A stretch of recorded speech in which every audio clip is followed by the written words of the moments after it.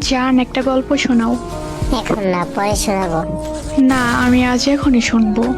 আচ্ছা তাহলে শোনো। বলো। দুইটা পাখি ছিল, গান গাইতে গাইতে ওই নীল আকাশে উড়ে বেড়াতো। তারপর? একদিন দুজনে সিদ্ধান্ত নিল তারা বাসা বানাবে। পরে বাসা বানিয়েছিল? বানিয়েছিল। বাসা বানাতে বানাতে হঠাৎ মেয়ে পাখিটার পা ভেঙে যায়। তারপর? মেয়ে পাখিটা ছেলে পাখিটাকে কাঁদতে কাঁদতে বলল, আমাকে ছেড়ে যাবে না তো? তারপর? তারপর ছেলে পাখিটা বলল, কখনো ছেড়ে যাব না।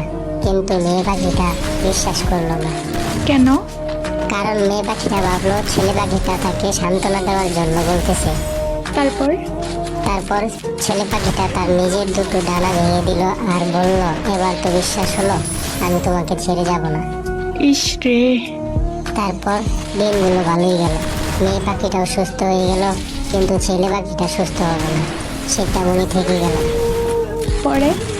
পরে একদিন কালবৈশাখী ঝড় উঠলো। ছেলে পাখিটা মেয়ে পাখিটাকে বলল, তুমি একটা নিরাপদ জায়গা খুঁজে নাও। তারপর মেয়ে পাখিটা কি করলো?